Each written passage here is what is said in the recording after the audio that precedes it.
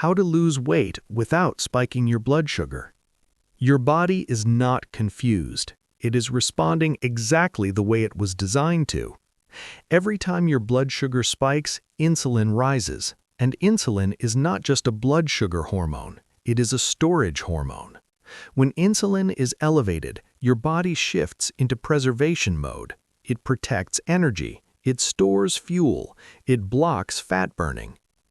That means you can cut calories, skip meals, and feel hungry all day. But if your insulin remains elevated because of repeated glucose spikes, your body will resist releasing stored fat. This is the silent trap. Most people think weight gain is about eating too much fat. In reality, frequent blood sugar spikes followed by insulin surges create the metabolic environment where fat storage thrives. When you eat refined carbohydrates, white bread, sugary drinks, pastries, ultra-processed snacks, they digest rapidly. Glucose floods into the bloodstream. The pancreas releases a large amount of insulin to bring that glucose down. At first, you feel energized. Then, insulin does its job, sometimes too aggressively, and blood sugar crashes. That crash triggers hunger, cravings, irritability, and fatigue. Your brain demands quick fuel again. Another spike, another crash, another surge of insulin. This cycle locks your body into storage mode. But here's the breakthrough.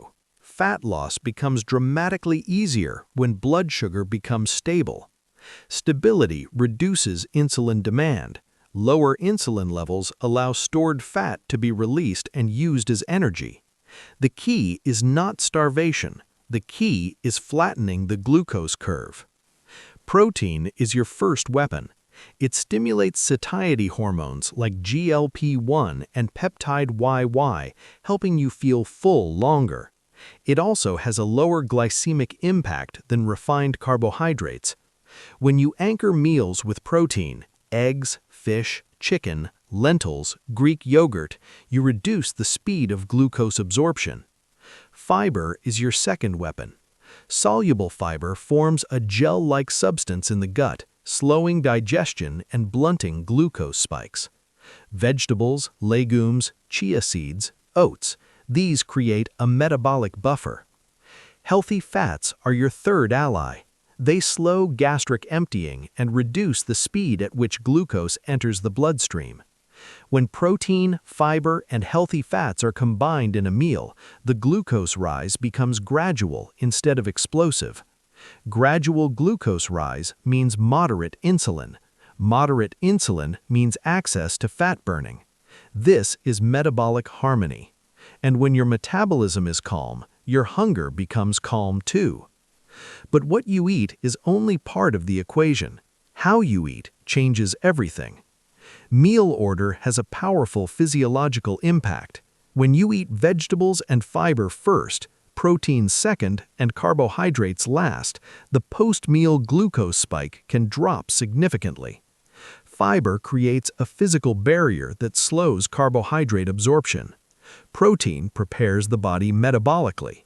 By the time carbohydrates arrive, the system is ready. This isn't theory, it's physiology. Another overlooked factor is carbohydrate quality. Not all carbohydrates behave the same inside your body. Whole foods like beans, lentils, quinoa, berries, and sweet potatoes contain fiber and resistant starch. Resistant starch escapes digestion in the small intestine and feeds beneficial gut bacteria in the colon. This improves insulin sensitivity over time. Compare that to fruit juice or white flour products, which bypass structural barriers and hit your bloodstream rapidly. The difference is not just calories, it's the rate of glucose delivery. Your bloodstream is not designed to handle rapid surges of sugar multiple times per day. And then there is movement, one of the most underestimated tools in glucose control. After you eat, glucose enters your bloodstream. If you sit completely still, insulin must work harder to shuttle glucose into cells. But when you walk, even 10 to 15 minutes, your muscles contract. Contracting muscles can absorb glucose directly without needing as much insulin. Your muscles become glucose sponges. Less insulin required, less storage signaling. This simple habit repeated daily changes metabolic flexibility. Sleep is equally critical. When you sleep less than 6 to 7 hours consistently, insulin sensitivity decreases, cortisol increases. The same meal produces a larger glucose spike than it would in a well-rested state. Sleep deprivation also increases ghrelin and decreases leptin. You feel hungrier and less satisfied at the same time. That combination drives overeating, especially refined carbohydrates. Poor sleep makes glucose control harder. Harder glucose control makes fat loss harder. Your body is not broken, it is responding to signals. Stress sends signals too. Chronic stress elevates cortisol. Cortisol tells your liver to release glucose into the bloodstream. This is useful during emergencies, but when stress is constant, blood glucose remains elevated even without food intake. Insulin rises to compensate. Fat burning pauses.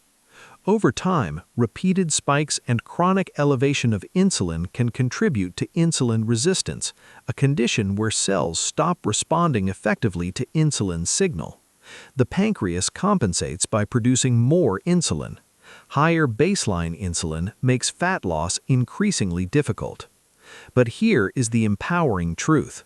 Insulin resistance improves with consistent glucose stability. Stable blood sugar lowers inflammatory stress on the body. It reduces oxidative damage.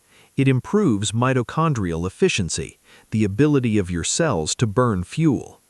And when your mitochondria function efficiently, your body shifts towards fat oxidation.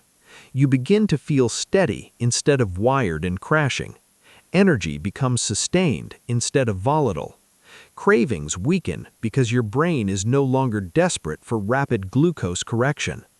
Imagine waking up without immediate hunger. Imagine eating a meal and feeling satisfied for hours. Imagine steady mental clarity instead of brain fog. This is what stable glucose feels like. Weight loss then becomes a byproduct, not a fight. You don't need extreme restriction, you need metabolic consistency. Build meals around protein, start with vegetables, choose slow-digesting carbohydrates, move after eating, prioritize sleep, manage stress with intention, avoid liquid sugar, create space between meals to allow insulin to fall. Between meals, when insulin drops, your body accesses stored fat. These low insulin windows are where fat loss happens. When spikes are reduced, those windows become longer and more frequent. And slowly, steadily, your body composition shifts. Not because you punished yourself, but because you respected your biology. Losing weight without spiking your blood sugar is not about fear of food. It is about understanding the hormonal language of your body. When glucose remains stable, insulin remains controlled. When insulin remains controlled, fat burning becomes possible.